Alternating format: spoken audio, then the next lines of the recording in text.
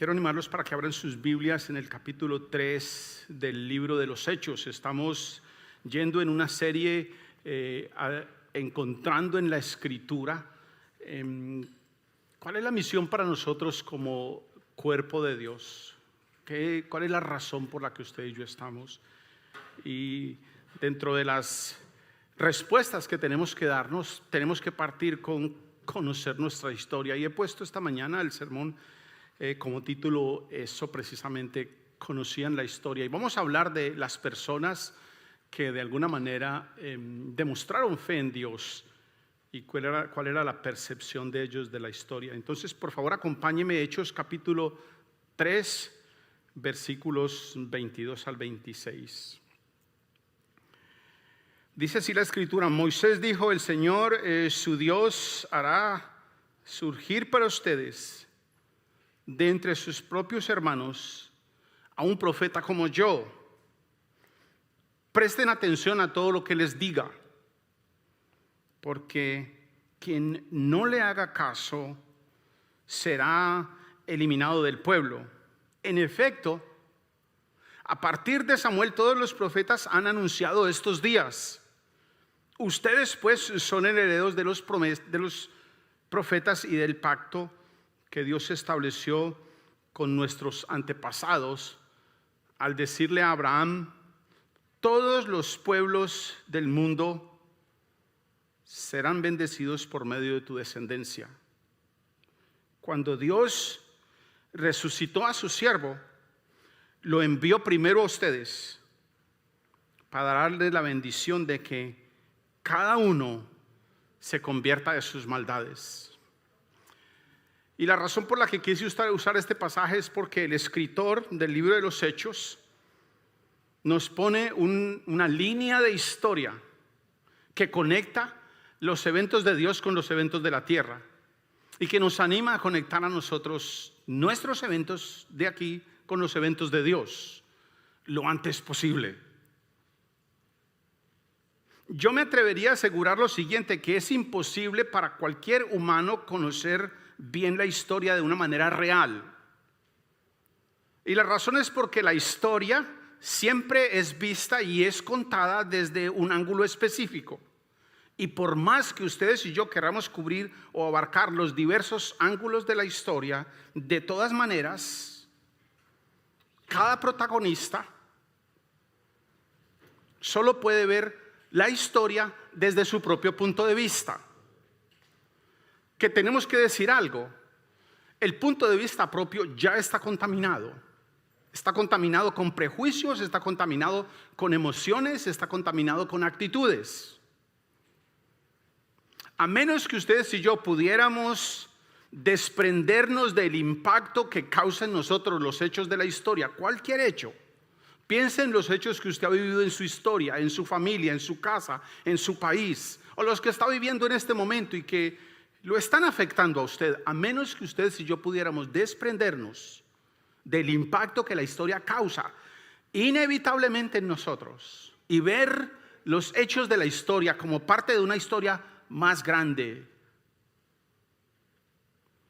que no es tan personal.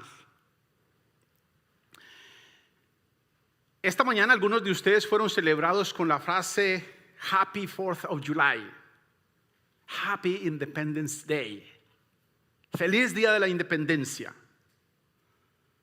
Pero es muy diferente como una persona que se independizó celebra la independencia, a como la persona que fue vencida para que los demás se independizaran hablan de ese día. Cada protagonista de este día en la historia de este país tiene dos versiones de este día de la historia. Para unos es de celebración, para otros no precisamente es de celebración. Es muy diferente como ustedes y yo celebramos el Día de Acción de Gracias, a como nos puede contar uno de los indígenas que vivían acá y que fueron subyugados para que después se celebrara este fantástico día. Es muy diferente como usted celebra la independencia, por ejemplo, de un tirano.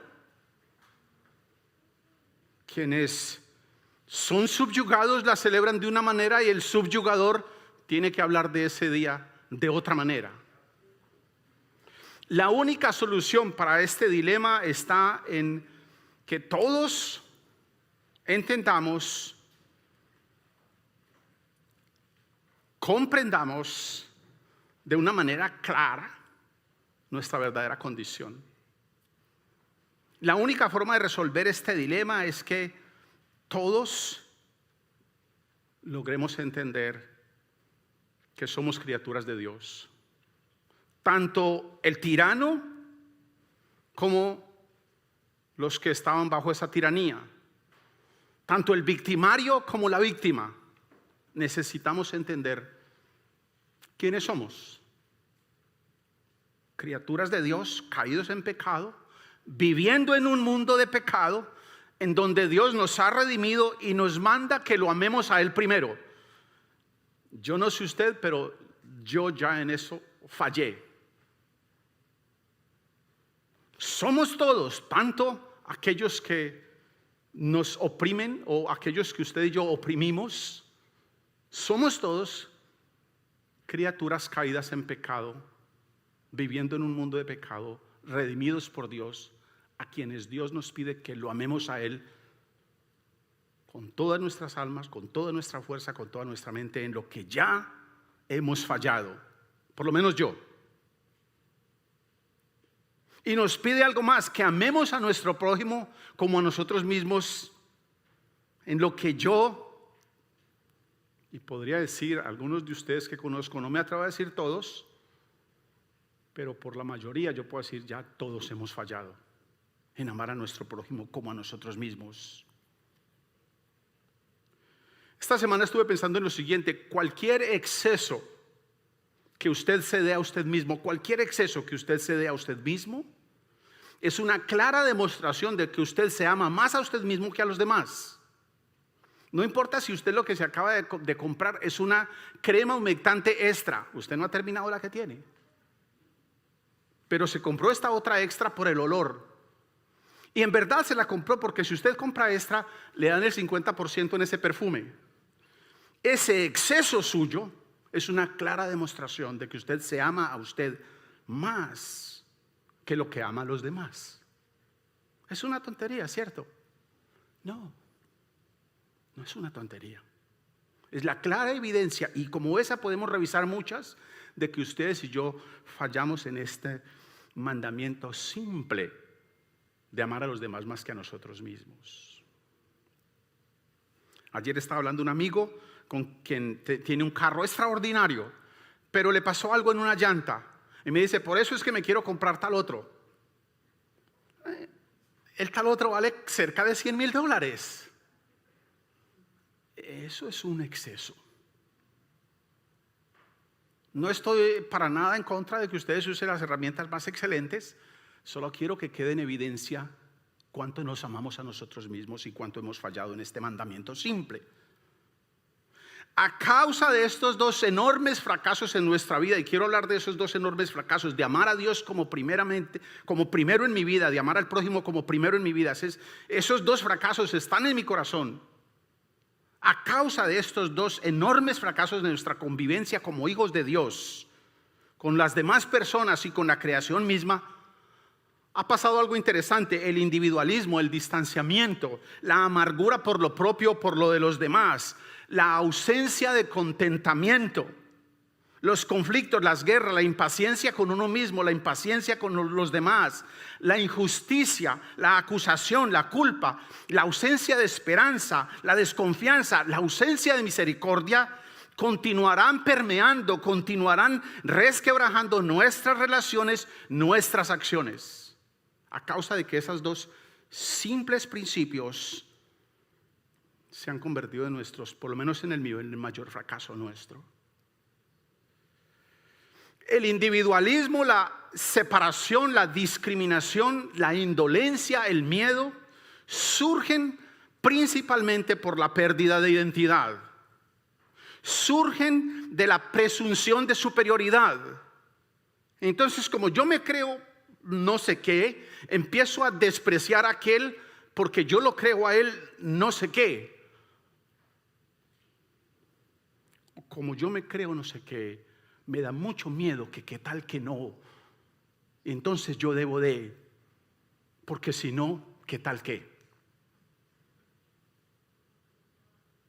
El individualismo, la separación, la discriminación, la indolencia, el miedo surgen de una pérdida de identidad, de pensar que yo soy superior,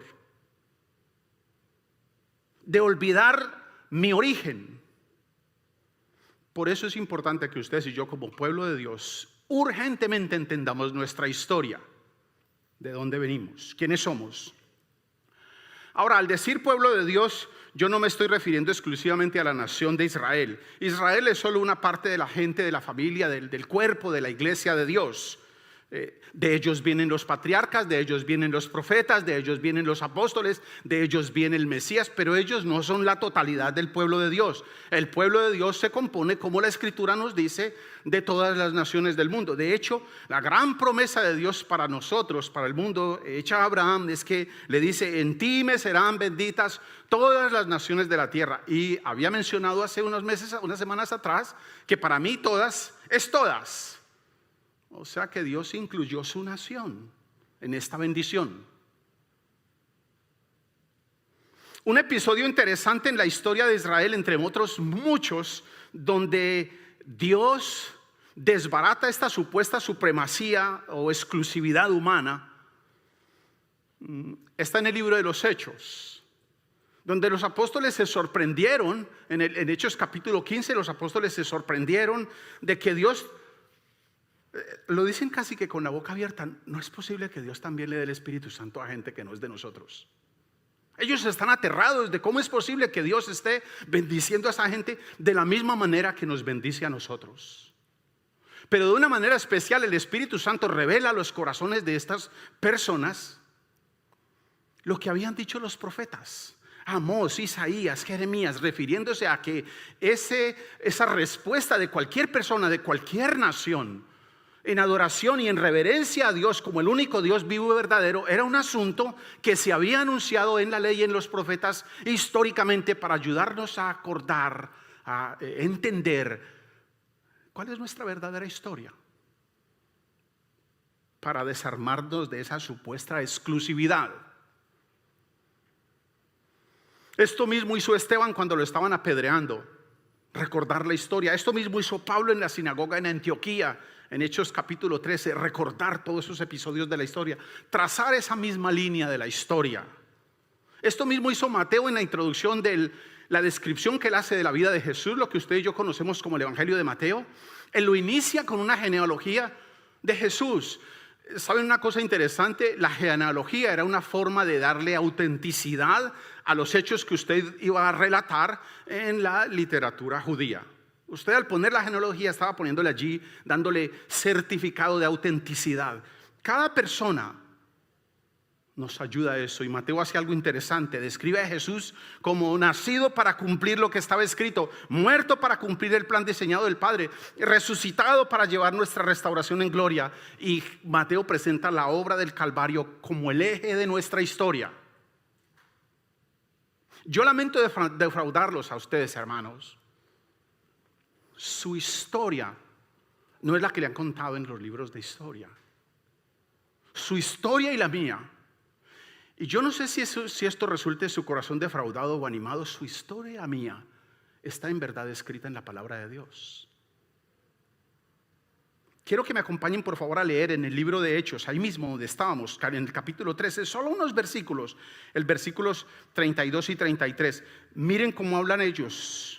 Hechos capítulo 13, versículos 32 y 33. Dice así: nosotros les anunciamos a ustedes las buenas nuevas respecto de la promesa hecha a nuestros antepasados. Dios nos la ha cumplido plenamente a nosotros, los descendientes de ellos, al resucitar a Jesús. Como está escrito en el segundo salmo: tú eres mi hijo, hoy mismo te he engendrado. Miren la conexión que hacen tan interesantes. Su definición como personas no son los libros de historia,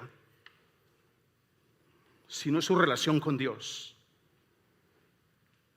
Los patriarcas, los profetas, Jesús, los discípulos, los apóstoles nos dirigieron a los hechos de la Escritura como la evidencia de nuestra historia, y que nuestra historia está fundamentada desde el principio principalmente, según los escritores, en la gracia del Evangelio. Que según Dios afirma en la Escritura, por boca de cada uno de los profetas, nuestra historia es más grande que la historia de una nación. La historia de mi país desaparece cuando yo me veo en la historia de Dios. La historia de cualquier cultura. A quienes nos gusta la historia, es interesante que los hechos que la historia narra es hablando acerca del poderío de una nación, de la grandeza de un imperio, de los avances de aquella cultura. Y se refiere a la simple desempeño geográfico diminuto de un grupito de personas en un lugarcito de este pequeño planetica hecho en este inmenso universo. Y eso es la historia. La Escritura nos dice que nuestra historia es mucho más grande que la historia de un país. Así que lamento defraudar a mis hermanos colombianos, o cubanos, o argentinos, o bolivianos, o chilenos, o chinos, o venezolanos, que están tan orgullosos de su historia. Nuestra historia es más amplia que la historia de un país. Según Lucas, la primera acción que Jesús hizo después de su resurrección fue ayudar a los discípulos a conectar desde la Escritura los eventos de la historia con el Evangelio. Yo no sé si ustedes recuerdan la conversación, si no, los animo a que vayan a Lucas cuando se animen. Lucas capítulo 24, es un episodio interesante. Cada vez que yo hablo con un artista, de los que hay acá 2 o 3 con los que he hablado de este tema, Lucas 24 habla de un episodio del Evangelio que para mí es importantísimo, y siempre que hablo con un artista le digo: ¿me ayudarías a dibujar los versículos 13 hasta el 33? Hasta ahora no lo he logrado, pero se lo seguiré preguntando. Y en ese pasaje hay una conversación interesante, hay una conversación entre Jesús y 2 discípulos, y uno de ellos le pregunta, Jesús le dice: ¿y qué fue lo que pasó? Y él le dice: pues lo ocurrido con Jesús de Nazaret, que era un varón poderoso, y le describe los eventos de ese momento de la historia. Quienes tenían la esperanza en que la restauración de Dios iba a ser solo la restauración de Israel, se enteraron de labios de Jesús que toda la ley y los profetas hablaron de una restauración mayor. Hay un episodio bien interesante. Uno de los profetas le dice en la Escritura: no por ser ustedes mejor que todos los pueblos es que los escogió Dios, como una forma de decirnos: bájese de la nube, aterrice, usted no es tan importante. En verdad, aquel importante soy yo, nos está diciendo Dios. Ustedes debieran haber sido condenados, pero yo he decidido perdonarlos y amarlos.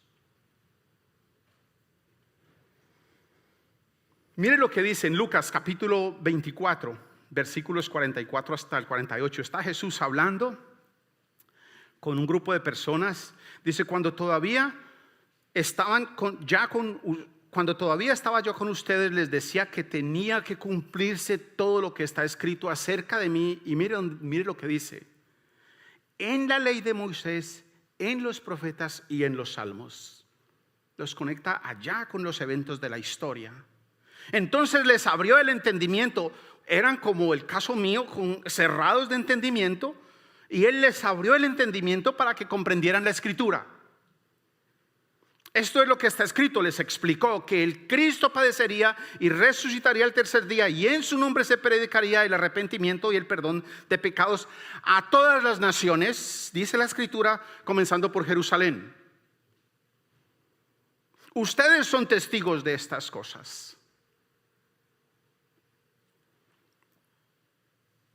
Jesús conecta la historia, habla del Mesías y del significado misional de la presencia de la persona del Mesías en las personas que están siendo redimidas. Es una historia muchísimo más amplia. El reino de Dios es mucho más amplio que el pequeño reino mío o suyo, el claustrofóbico reino de sus 700 o 1000 o 1300 o 2800 pies cuadrados de los que compone su casa. Es más grande que eso. El reino de Él es extenso, inmenso, va desde allá y nunca termina. Jesús dejó claro que sus padecimientos eran un pacto en la historia, un proceso en la historia. No era nada nuevo. No era algo que lo cogió por sorpresa. No era causa de la rabia de los gobernantes de esa ciudad. No, era la continuación inevitable de la historia. Historia que fue escrita para usted y para mí, para nosotros. De modo que a la pregunta de por qué ustedes y yo debemos conocer nuestra historia como pueblo de Dios y continuar en nuestra tarea de la misión de Dios hacia las demás naciones, la podemos responder sin ningún miedo, porque así está escrita en la ley y en los profetas. Ustedes y yo somos partes de esa historia. Ustedes y yo no somos un grupito que se reúne en una ciudad. Ustedes y yo somos parte de esa historia. Somos el pueblo de Dios, somos la nación de Dios, la iglesia de Dios. Así está escrito.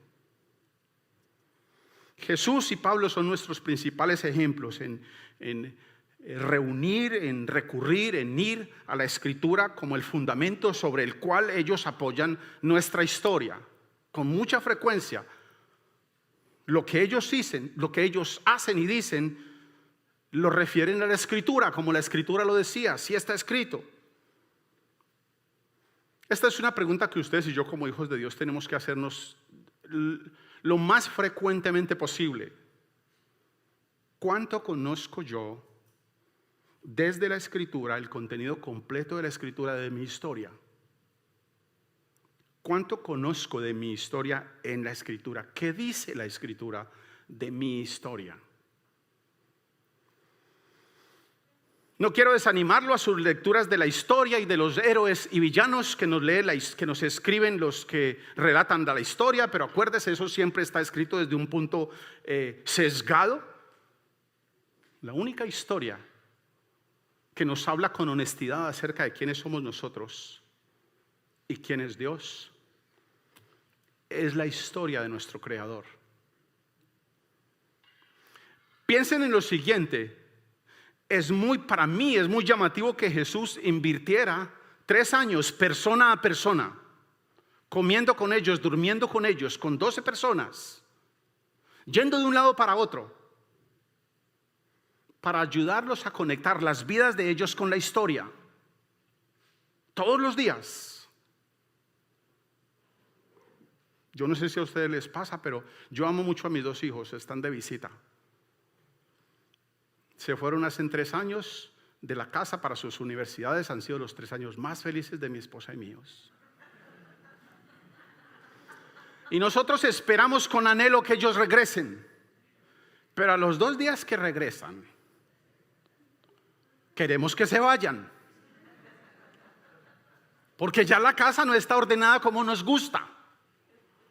Están comiendo más de lo que nuestro presupuesto puede. No, eso ya es una exageración.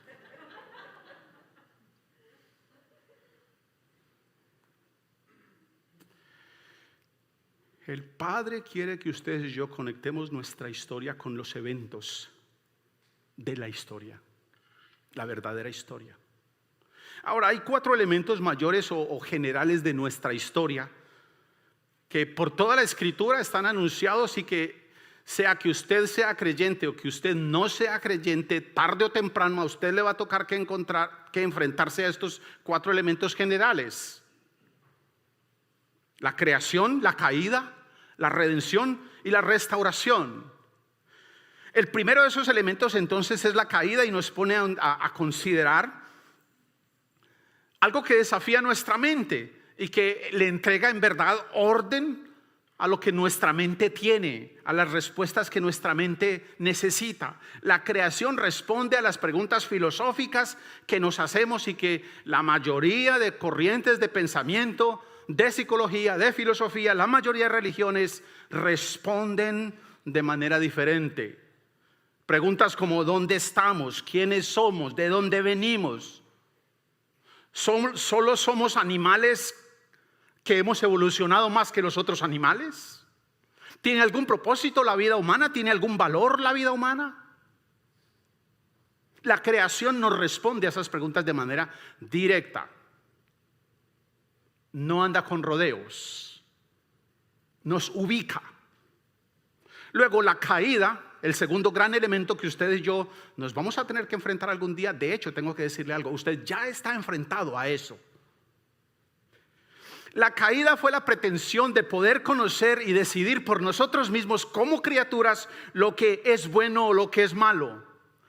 Nuestro Creador nos había dicho que ese era un asunto exclusivo de Él, que solo Él manejaba ese asunto. Nos advirtió de las consecuencias. Y pese a ser advertidos, la rebeldía, el desprecio al Creador, trajo resultados nefastos, funestos para las criaturas y para la creación.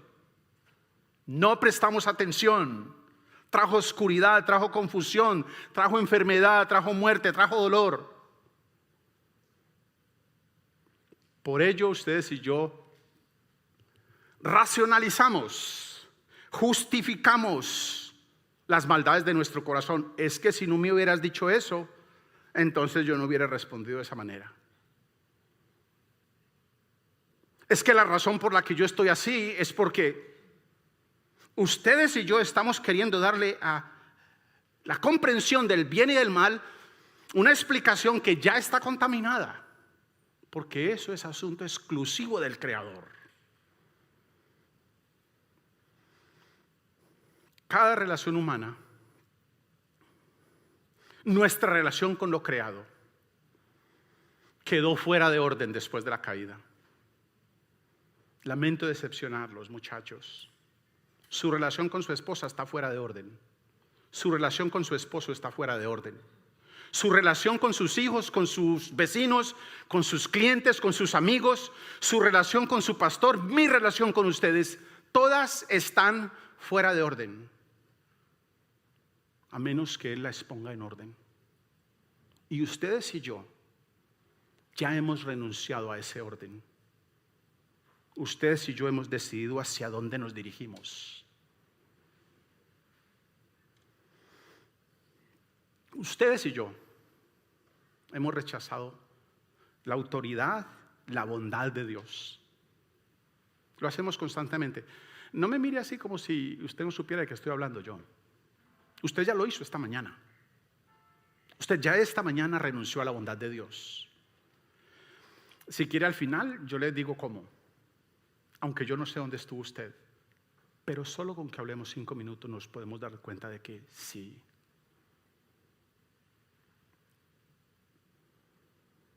El tercer gran elemento al que usted va a tener que enfrentarse, sea que crea o no, en un momento dado, tarde o temprano, es a la redención. Dios tomó la decisión de no abandonar y de no destruir la creación, sino de redimirla. La promesa de redención y de restauración se despliega desde la antigüedad, desde la misma creación, y se extiende por la eternidad. Ya vamos a ver eso también.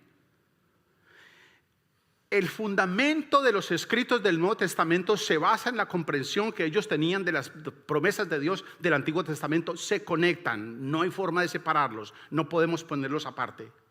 De hecho, todo lo que ellos escriben es por lo que conocían de lo que había allá, por lo que habían dicho los profetas. Si bien la evidencia de la caída en pecado son abrumadoras, ustedes y yo la estamos viendo, ustedes y yo, cada que prendemos un noticiero, si es que, a propósito, si alguien encuentra un noticiero, hágamelo saber, porque lo que hoy estamos viendo no son noticias, son opiniones. Si alguien sabe en dónde dan noticias, hágamelo saber. Quiero saber algo de noticias. Si bien la evidencia del pecado es clara, es evidente, es abrumadora, la respuesta del Evangelio, la redención es contundente, su victoria es universal, es clara, es visible en personas como ustedes que están siendo transformadas, que se arrepienten, que no están conformes con tener la actitud que tienen en su corazón hacia su vecino, su amigo, hacia cualquier cosa. Es evidente, la transformación está pasando, está sucediendo. La redención nos garantiza 2 hechos de extrema importancia. Y si todo lo que quedara en su corazón esta mañana fuera esto, perfecto. La redención nos garantiza estos 2 hechos.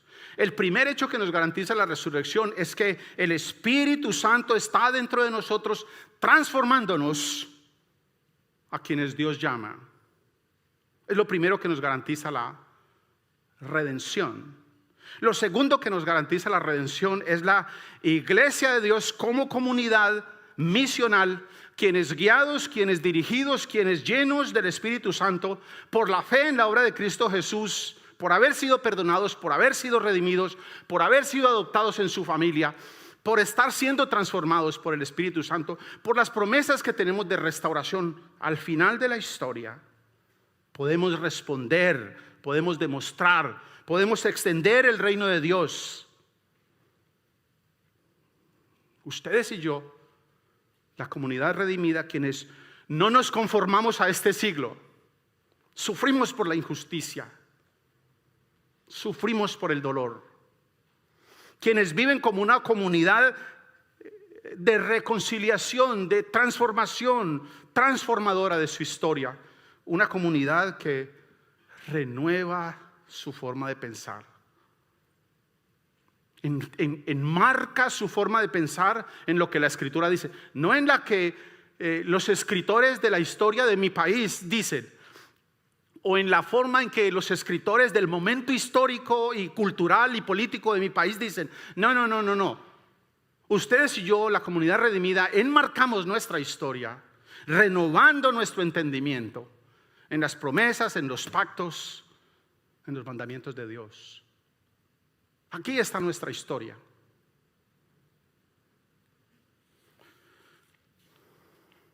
El cuarto elemento de estos que usted va a tener que enfrentar, quiera o no, es la restauración, la nueva creación. Dios por sus profetas afirma que al final de la historia vendrá algo que los profetas anuncian, Jesús anuncia, los discípulos anuncian, algo que ellos llaman el día del Señor,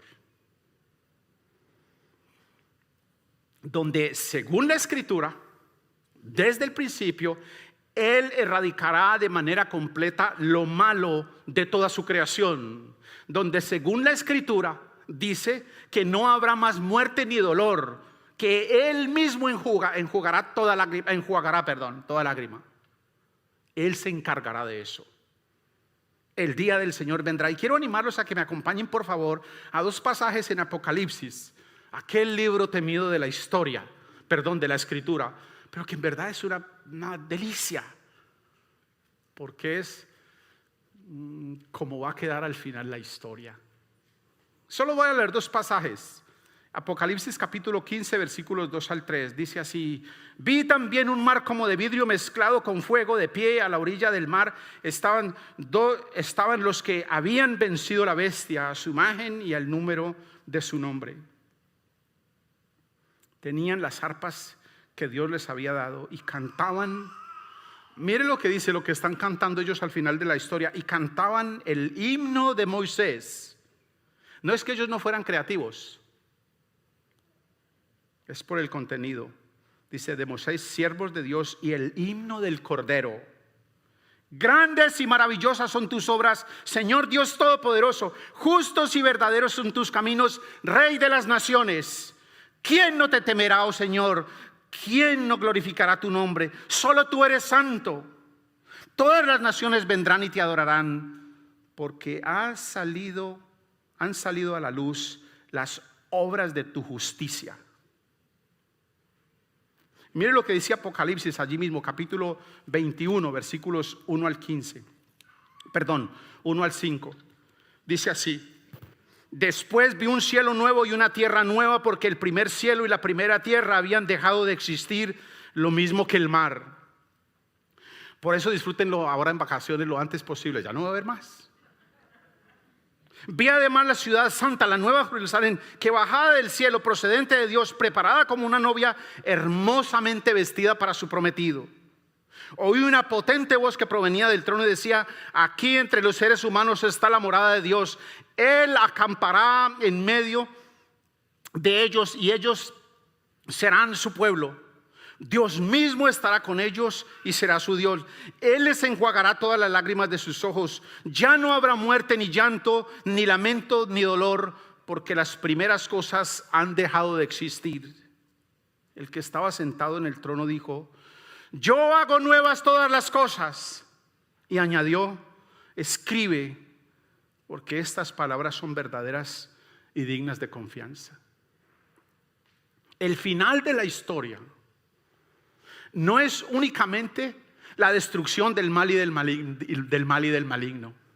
El final de la historia es la continuación del plan original del Padre. A pesar de lo aterrador que es presentado por Dios, por los jueces, por los profetas, por Jesús, por los apóstoles, el día del Señor no es la parte más importante ni la más revelante del Evangelio. Lo que nos impulsa a nosotros no es el terror. Lo que nos impulsa es la garantía que tenemos de que el clímax de la historia es la restauración completa. Como iglesia, los creyentes estamos aprendiendo a caminar, a pensar bíblicamente de nuestra historia y de nuestra misión en la historia. A nosotros, los creyentes, no debiera impresionarnos demasiado las opiniones que dan por los medios masivos de comunicación, sino las promesas claras y pactos que Dios ha hecho en la Escritura para nosotros como su pueblo en su historia. La creación entonces establece nuestros valores y nuestros principios fundamentales. ¿Quiénes somos? ¿Cuál es el propósito de nuestras vidas? La caída nos pone en la realidad de nuestra debilidad humana y de la influencia del mal y del maligno en nuestros corazones. La redención nos recuerda la determinación de Dios de no abandonarnos, sino de perdonarnos, de restaurarnos, de regresarnos a Él, de regresarnos a su familia, de transformarnos mediante el Espíritu Santo. Y la compañía constante de Cristo Jesús en nosotros. Para mí no hay promesa más grande que la que el Señor me dice que Él va a estar conmigo todos los días. Yo no sé si a usted le pasaría lo mismo. Quiere manejar un avión a propulsión a chorro, el más grande en este momento y poderoso, y le dice el más experto en manejar ese avión: y yo voy a estar con usted todos los días. Yo ahí me apunto, pero me voy a asegurar que Él esté ahí. La restauración, la nueva creación nos asegura la esperanza para el futuro, ayudándonos a entender que todo esfuerzo presente que ustedes y yo hagamos en el nombre del Señor no es en vano. Lo que usted está haciendo al educar a sus hijos, lo que usted está haciendo al venir al servicio, lo que usted está haciendo al orar por un vecino, lo que usted está haciendo al servir a un vecino, no es en vano. Es parte de la obra de Dios en su vida. Insista, no es en vano. Él nos está preparando para el futuro. Así que el factor movilizador de nuestros patriarcas, de los profetas, de los discípulos, de los apóstoles, de los creyentes a través de la historia y hoy mismo era que tenían una comprensión clara del origen de su historia. Ellos no eran manizaleños, ellos no eran de La Habana, ellos no eran de Caracas, ellos no eran de La Paz, ellos no eran de San Juan. Ellos no eran ellos eran el pueblo. Habían entendido la historia. Era la comprensión de que su origen había sido tratado por una persona específica y su historia la había trazado alguien. Él, el que traza la historia, nos da identidad diferente, intenciones diferentes, propósitos diferentes, actitudes diferentes. Pablo lo dice de la siguiente manera: si alguno está en Cristo, nueva criatura es. Si usted está en Cristo, usted ha de tener nuevos pensamientos hacia, y póngale ahí el que quiera, hacia nuevos pensamientos, nuevas actitudes, Dice la Escritura que Dios estaba en Cristo reconciliando consigo al mundo, no tomándoles en cuenta su pecado, y nos encargó a nosotros, a los creyentes, la palabra de reconciliación. Él nos encargó eso. No de separación, no de discriminación, no de distanciamiento. La pasión que moviliza a los creyentes como un pueblo en la misión de Dios es la convicción profunda que desde la misma creación y después de la caída, a causa de nuestra redención, podemos ustedes y yo caminar por nuestras vidas sabiendo el verdadero inicio y el verdadero final de nuestra historia. Mientras leemos un versículo que quiero compartir con ustedes, que está en 1 Corintios 3:9, quiero prepararlos para que veamos un video. Esta semana pasada estuve en la Asamblea General y para mí fue fascinante. Por este mes se hacen asambleas de varias organizaciones o denominaciones religiosas cristianas, y para mí fue fascinante ver lo que está pasando en la vida de todos estos hombres. Toda la semana estuve yo orando, dándole gracias a Dios por la bendición de ver a estas personas reunidas. Pero quiero leer antes 1 Corintios capítulo 3 versículo 9. En efecto, nosotros somos colaboradores al servicio de Dios, y ustedes son el campo de cultivo de Dios, son el edificio de Dios. Ustedes y yo somos partes de la historia de Él. Miren lo que dice, acompáñenme en este videito. Yo lo tomé con mi teléfono, no sé qué tan bueno haya salido, pero quiero compartir con ustedes.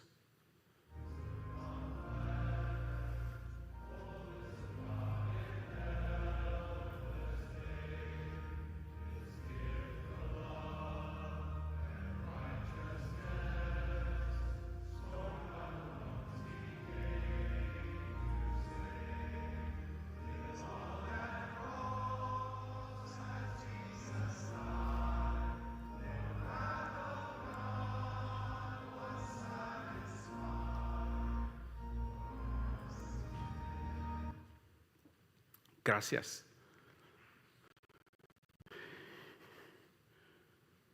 1980 y algo de pastores, 790 y algo de ancianos, 1000 y algo de diáconos participando en la Asamblea General.